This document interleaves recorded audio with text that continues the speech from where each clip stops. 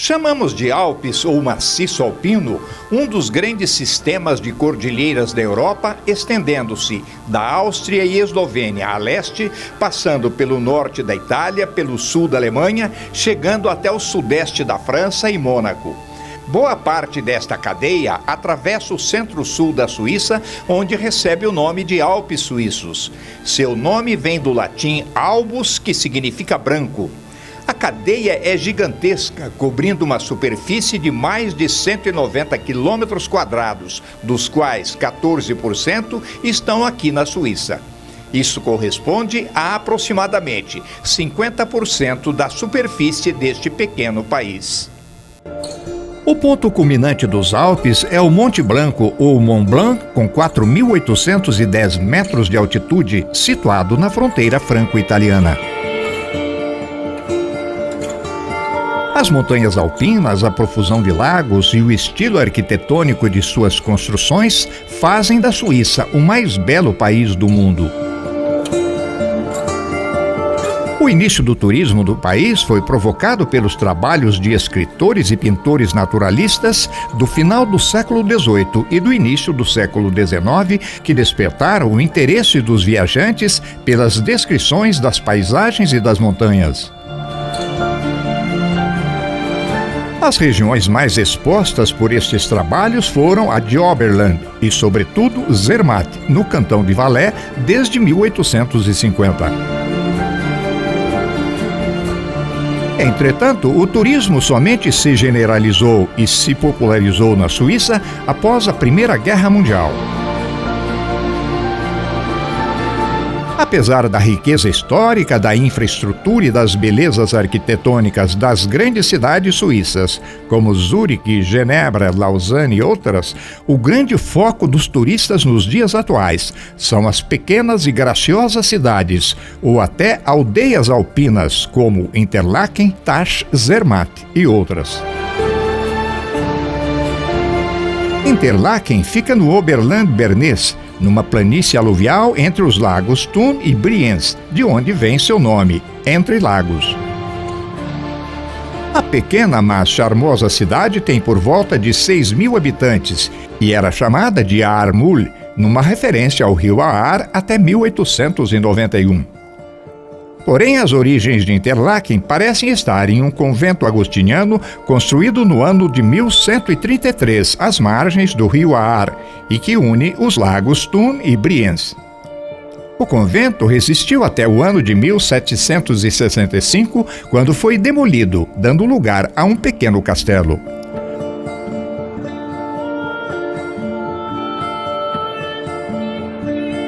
Os primeiros textos e gravuras sobre Interlaken a ela se referem como sede de pequenas fábricas de relógios, porém, atualmente é dominada pelo turismo, sendo dotada de bons hotéis e restaurantes.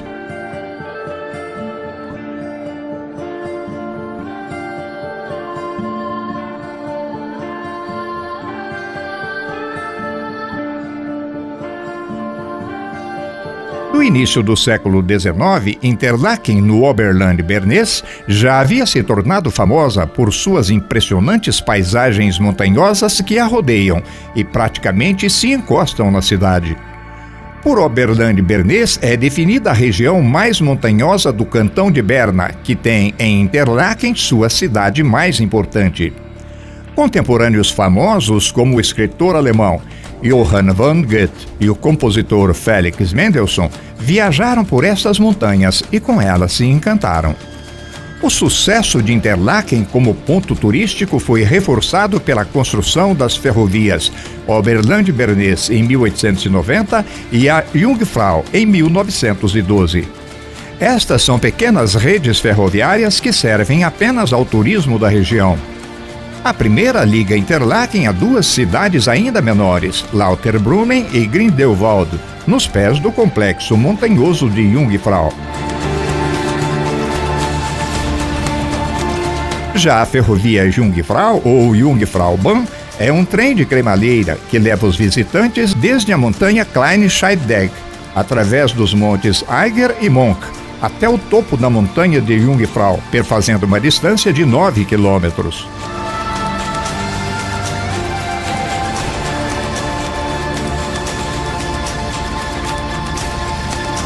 Do percurso total, mais de 7 quilômetros são percorridos no interior de túneis.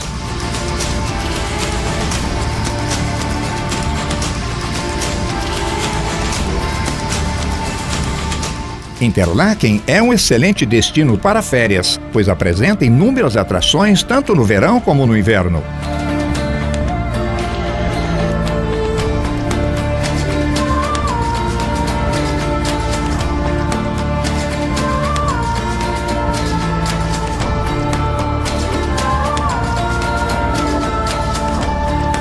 O turista pode fazer um voo de paragliding desde o topo de uma das montanhas ao lado e aterrissar na grande área verde destinada a este fim.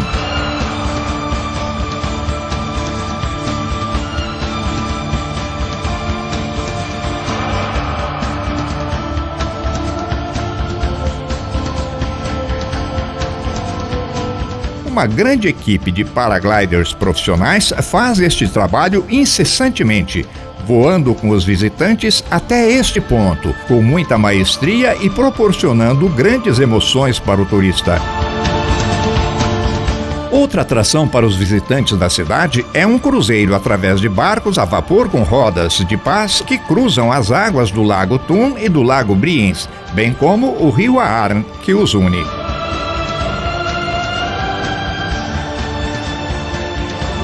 Interlaken é também o ponto de partida ideal para incontáveis excursões com destino a vários pontos dos Alpes bernesses. Quando visitamos a região, tínhamos como objetivo conhecer as famosas cascatas de Trommelbeck, no Vale do Lauterbrunnen.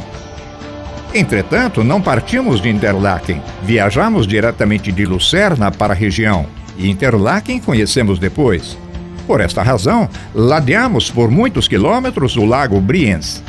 Este tem 14 quilômetros de extensão e largura máxima de menos de 3 quilômetros e até 260 metros de profundidade.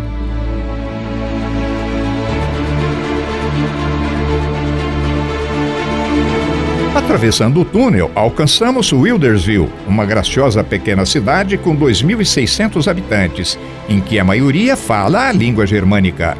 Wilderswil foi fundada no século XIII, sendo, portanto, 100 anos mais antiga que Interlaken, e já se encontra no Vale de Lauterbrunnen.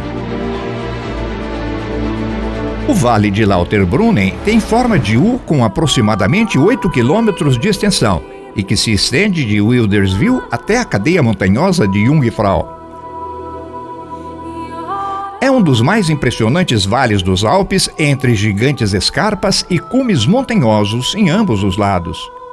Pode-se dizer que este vale é uma verdadeira fissura em meio à montanha, pois raramente chega a 1 quilômetro de largura, entre precipícios por vezes totalmente perpendiculares, formando grandes paredões de rochas de natureza calcária, desenhando um cenário encantador, principalmente para nós, habitantes das planícies.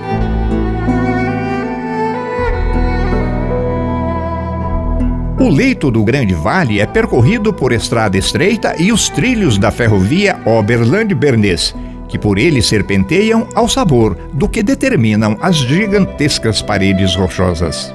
Um estreito, mas caudaloso curso d'água também preenche o fundo do vale, formado pelo constante derretimento do gelo. Encostas das montanhas e o fundo do vale são revestidos por rica vegetação de um verde luxuriante durante o verão.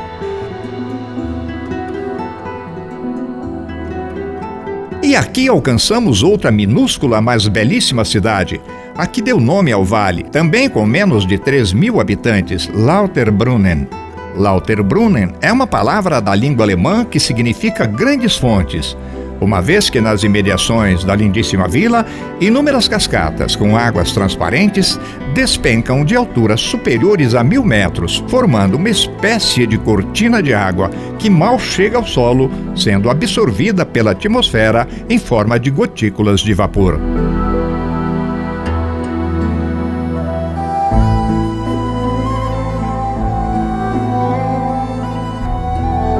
Estacionado o nosso veículo, nos extasiamos com o maciço rochoso de Jungfrau, fechando o Vale de Lauterbrunnen, ainda coberto de branco, apesar das proximidades do verão. Tal complexo é formado por 3 grandes montanhas, O Monk, com 3.650 metros de altura, o Eiger, com 3.970 metros e o próprio Jungfrau, o mais alto, com 4.158 metros de altitude. Esta fascinante imagem é um aperitivo perto do que estamos para ver e contemplar. A única cachoeira ou cascata do universo cujas águas rolam pelo interior da imensa montanha da qual nos aproximamos, a cascata de Trummelbeck. Uma grande infraestrutura turística foi montada para que o homem possa desfrutar desta maravilhosa obra da natureza, com escadarias que levam o visitante até a boca de um longo túnel escavado na rocha calcária. A viagem pelo interior da montanha tem sequência através de um elevador que se desloca sobre trilhos, em subida íngreme para se ter acesso às 5 quedas superiores de Trummelbeck.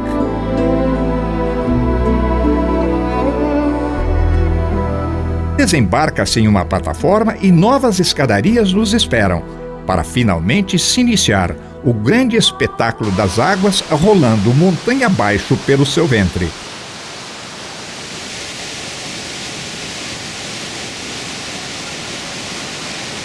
Estrondosas trovoadas e sonoros rugidos no interior da montanha, com águas que gorgolejam, espumam e se agitam violentamente, escorrendo por canaletas, fendas e cavernas naturais, escavadas pela própria água em trabalho contínuo por séculos e séculos. As cataratas do Trummelbeck são as quedas d'água subterrâneas mais extensas da Europa. São também as únicas quedas d'água do mundo provenientes de geleiras e acessíveis por elevador, galerias, túneis, trilhas e plataformas. Elas carregam sozinhas, vale abaixo, a água do degelo de 3 geleiras do complexo montanhoso do Jungfrau. São 20.000 litros de água por segundo, drenando uma área de 23 quilômetros quadrados de picos e montanhas. Estas águas carregam consigo mais de 20.000 toneladas de seixos e pedaços de rocha por ano, fazendo a montanha inteira tremer e rugir em ruídos estrondosos.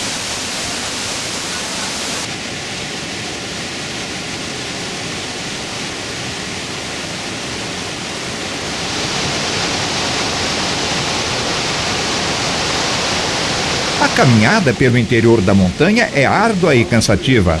Centenas de degraus em aclive espetacular.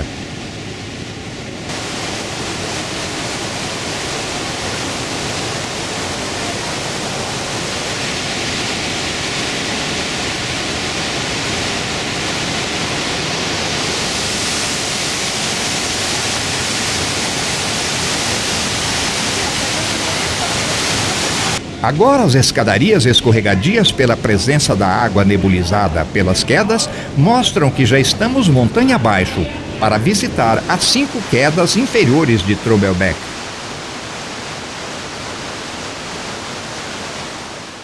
Também neste ponto, numa cota de 500 metros aproximadamente, através de uma grande fenda da montanha, o visitante pode se extasiar com a fascinante paisagem ao sopé da grande montanha, que mostra um contraste entre as paredes rochosas do lado oposto e o verde da vegetação que envolve uma pequena vila de Lauterbrunnen.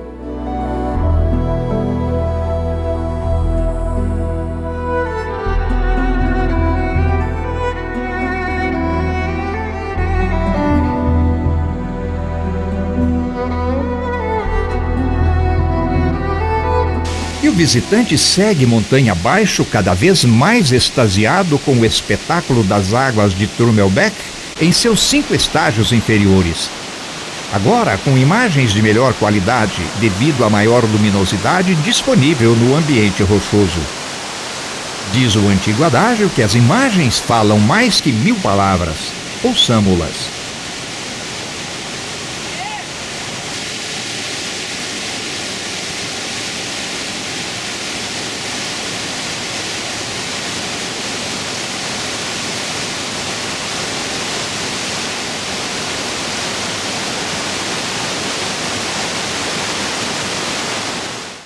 As quedas de Trummelbeck em si e toda a paisagem do seu entorno, sem dúvidas, podem ser classificadas como um dos grandes espetáculos da natureza, E, muito justamente, toda a área foi declarada Patrimônio da Humanidade.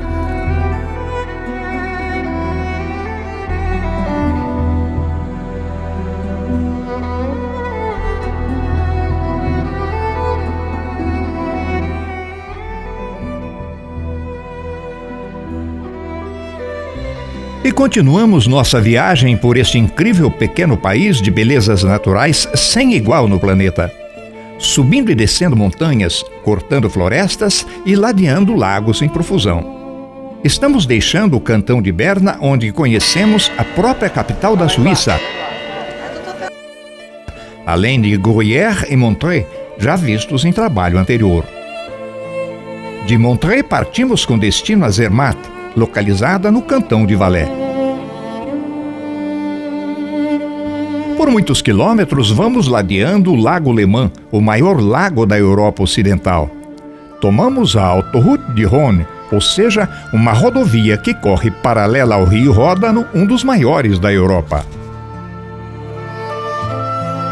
O Vale do Ródano, na Suíça, é uma área muito fértil, o que explica a saúde e o tamanho de seus frutos e legumes, em especial as abóboras, como estas que encontramos em uma área de serviço às margens da rodovia. Trata-se do Marché Relais de Saint-Bernard. Na verdade, nesta região da Suíça, o rio Ródano flui entre altíssimas montanhas de Saint-Bernard, o que dá nome a esta área de descanso. Um pequeno lago como tantos neste país, sem denominação específica e com as gigantescas montanhas ao fundo.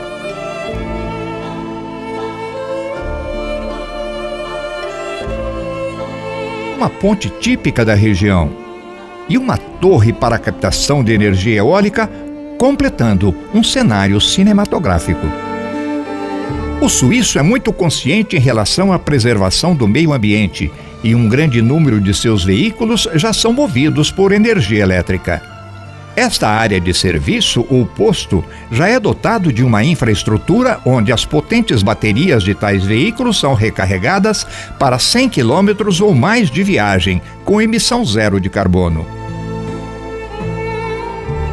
E na altura da pequena cidade de Visp, capital do cantão de Valais, deixamos a Autoroute du Rhône e entramos bruscamente à direita para percorrer 28 quilômetros em estrada estreita no fundo do Vale de Loistal. O Vale de Loistal serve de leito para o riacho de Lonza, que serpenteia entre montanhas altíssimas dos Alpes berneses. São ravinas, gargantas e despenhadeiros de uma grande cadeia de montanhas, cujas alturas são sempre superiores a 3.000 metros. Estas descem abruptamente, formando incríveis paredões de rochas calcárias que vão até o fundo do vale. Estas montanhas são verdadeiros santuários da natureza, declarados pela Unesco como sítios do Patrimônio da Humanidade.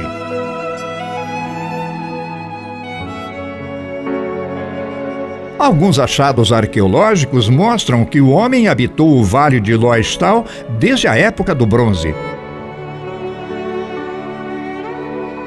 Porém, o Vale de Lotchental permaneceu em grande parte isolado do mundo exterior até o início do século XX. Sempre foi tido como região remota e de difícil acesso, especialmente durante os invernos, até a construção da ferrovia chamada de Lotchenberg-Bahn, entre 1907 e 1913, o que conectou a região com uma malha ferroviária internacional.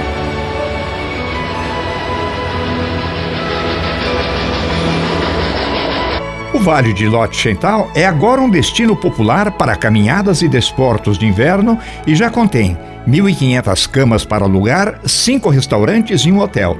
A maior parte de suas casas é construída em madeira, sendo uma das características deste vale.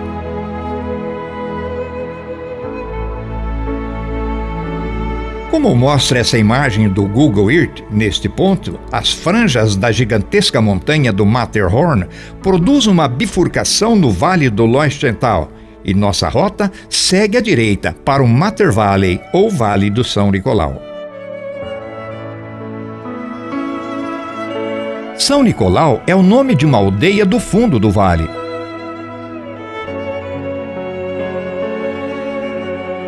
Para o viajante no interior de seu veículo, isto é absolutamente imperceptível devido à absoluta semelhança das paisagens de ambos os vales. No alto da imagem podemos notar um glaciar ou geleira. Geleira é uma grande e espessa massa de gelo formada em camadas sucessivas de neve compactada e recristalizada de várias épocas, em regiões onde a deposição da neve é superior ao degelo. As geleiras ou glaciares se movimentam e se deslocam lentamente em razão da gravidade relevo abaixo, provocando erosão e sedimentação glacial.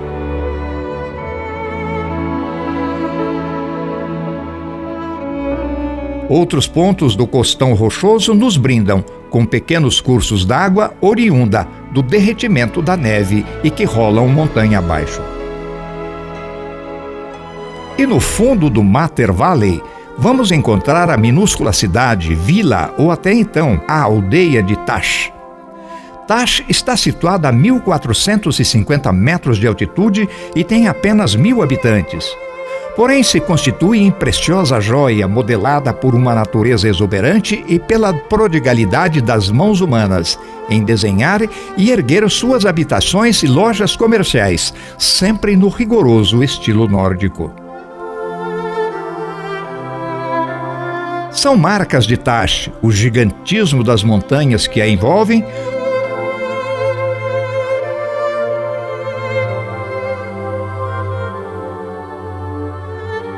o capricho e até a obsessão dos suíços pelas flores que ornamentam suas janelas. Para fazer boas imagens em Tash, o cidadão não necessita ser bom fotógrafo e nem ter equipamentos sofisticados. Basta apontar sua máquina para um local qualquer e apertar o botão de disparo.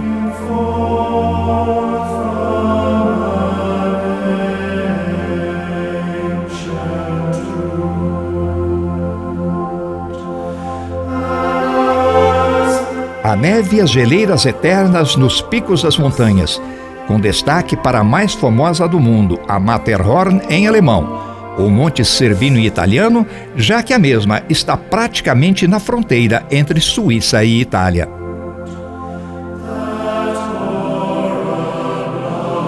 Esta cena é fantástica por associar a obra da natureza que modelou montanhas, cobriu seu pico com gelo, sua encosta com árvores verdes e modelou o rio, correndo no fundo do vale. Aí chegou o homem, construiu sua via férrea e fundiu e disparou seu sino na igreja local. Tudo na mais perfeita harmonia. Tash preservou como nenhum outro povoado do cantão de Valais sua tradição de construir casas em madeira cobertas com pedras. Estas são mais concentradas nas imediações das montanhas. Um caudaloso curso d'água descendo da montanha por uma calha especial. Claro, água proveniente da fusão da neve. Tudo em Tash é diferente, até seu pequeno cemitério, com cruzes cobertas por placas de cerâmicas e sepulturas adornadas com flores.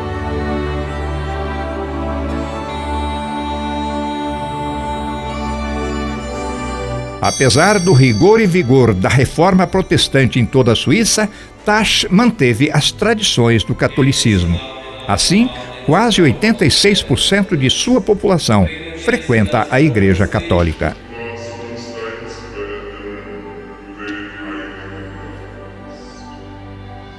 Tash é o último ponto do Mater Valley ao qual o homem tem acesso por veículos movidos a combustível fóssil. Nossa próxima parada e objetivo final deste segmento da viagem é Zermatt, e nesta somente podem rodar carros movidos por baterias elétricas. Tudo pela preservação da natureza, pela não emissão de gases poluentes à base de carbono. Desta forma, os 6 últimos quilômetros entre Tash e Zermatt serão percorridos por linha férrea. Zermatt tem como monumento maior o Matterhorn, a mais famosa montanha do mundo e utilizada como símbolo célebre da companhia cinematográfica Paramount Pictures. Desta forma, Tash é considerada a porta de entrada para a mais famosa montanha do planeta. A cada 20 minutos parte um trem de Tash para Zermatt. Simples, porém rápido e confortável. A linha se desenvolve ao lado de um riacho e suas janelas oferecem belas vistas aos viajantes. A estação de Zermatt está localizada no centro da cidade e muito próxima a outra estação, a Gornergratbahn, pertencente à ferrovia do Matterhorn. Zermatt se localiza nos pés do Matterhorn, a mais famosa montanha do mundo que se transformou no principal ícone da cidade. Zermatt está a 1.600 metros de altura e tem 5.800 habitantes, sendo a maior cidade do Matter Valley. Zermatt é famosa como centro para a prática de alpinismo e de esqui nos Alpes suíços. Até meados do século XIX, era predominantemente uma comunidade agrícola. Esta situação iria mudar completamente após a primeira e trágica escalada do Matterhorn em 1865, o que implementou o turismo, que aos poucos se transformou na principal atividade econômica da cidade. Hoje, a metade de seus postos de trabalho estão em hotéis e restaurantes, que aliás são muitos. Zermatt é de uma beleza estonteante e mais parece cidade de sonhos ou de bonecas. Tudo absolutamente no lugar, limpeza total. Nas paredes de suas construções predominam o preto e o branco. Entretanto, são as flores vermelhas, salpicadas de branco, que dão o tom da cidade.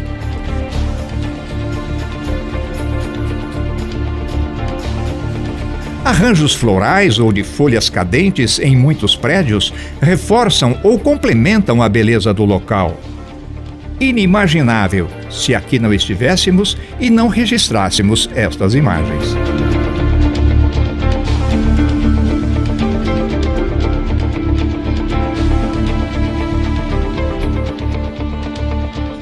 São apenas 3 ruas principais paralelas e suas travessas, mas todas com o mesmo charme e beleza. E no final delas, as franjas do Matterhorn.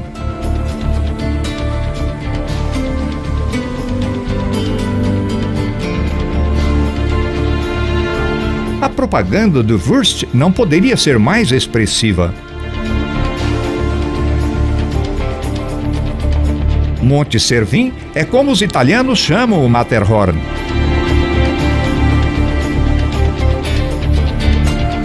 Para evitar a poluição do ar, o que poderia turvar a vista do Matterhorn desde a cidade, Zermatt é uma zona livre de carros com motor de combustão. Quase todos os veículos em Zermatt são tracionados por baterias elétricas, resultando em completo silêncio e ausência de poluição. Veículos de passageiros que operam dentro de Zermatt são minúsculos shuttles elétricos fornecidos pelos hotéis para transportar os visitantes da principal estação de trem ou de um ponto de táxi fora da cidade.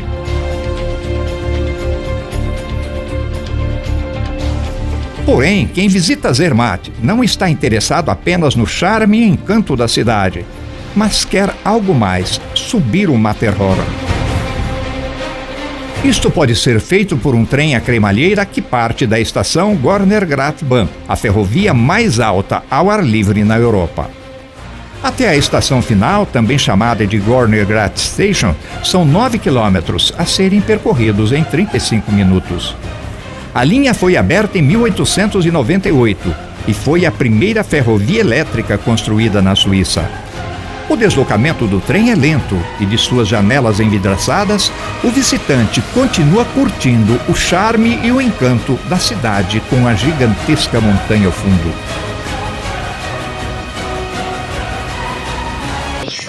As informações para os passageiros são feitas em alemão e italiano, as principais línguas faladas na região. E tome a beleza branca do gelo cristalizado há centenas, talvez milhares de anos. Algumas línguas de tais geleiras ameaçando descer em costa abaixo.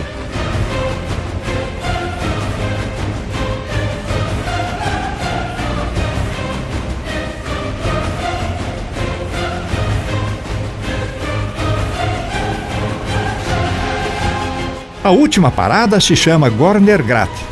É o ponto mais alto atingido pelo trem, estando a 3.089 metros acima do nível do mar. Entretanto, está longe do pico da montanha, que se encontra a 4.478 metros de altura.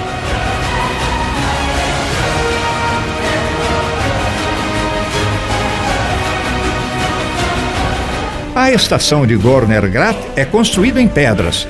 Funciona também como bar e restaurante e loja de conveniência, principalmente para a venda de souvenir. Do outro lado da linha férrea está um observatório científico, dotado de um grande telescópio.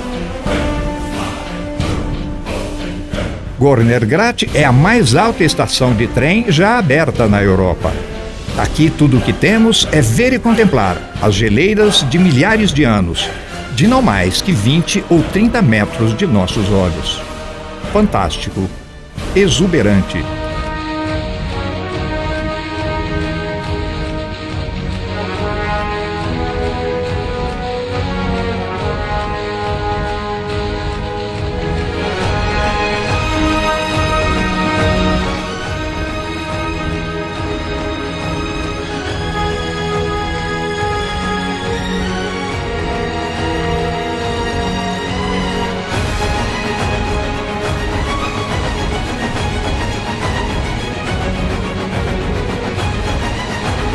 Grandes línguas do gelo cristalizado tentando escapar e descer montanha abaixo.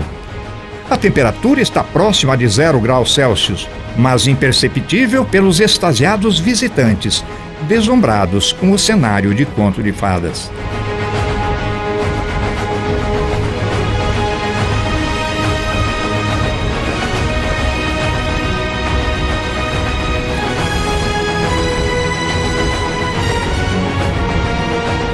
As selfies se sucedem.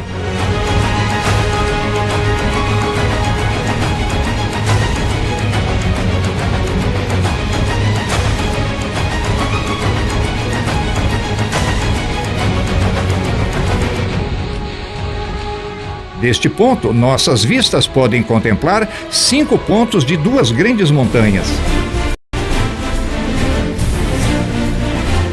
Mais para a esquerda estão as geleiras do Monte Rosa.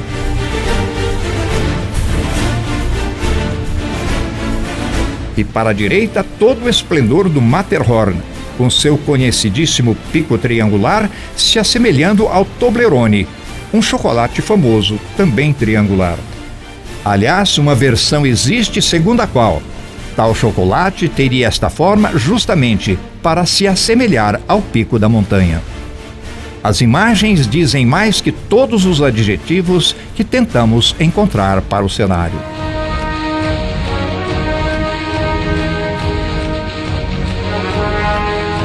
E depois de aproximadamente 1 hora de intensa contemplação a um dos mais belos cenários do mundo, temos que tomar nosso trem para descer morro abaixo.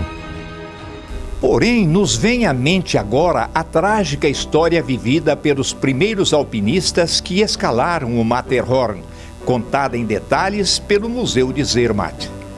O extraordinário feito foi conseguido por Eduard Wimper e 2 guias, os senhores Peter Taugwalder, pai e filho, em 14 de julho de 1865.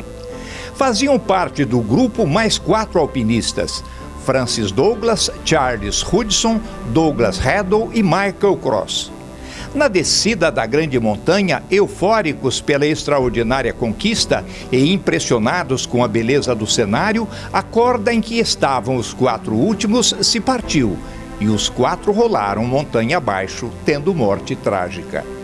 Tal história foi contada por vários filmes europeus, sendo o último de 1959, O Terceiro Homem da Montanha. Os corpos de Cross, Haddon e Hudson foram resgatados 4 dias depois e estão sepultados próximos à igreja de Zermatt. Porém, o de Douglas Haddon jamais foi encontrado. O Matterhorn foi o último dos grandes picos dos Alpes suíços a ser escalado e encerrou a chamada Era de Ouro do montanhismo alpino.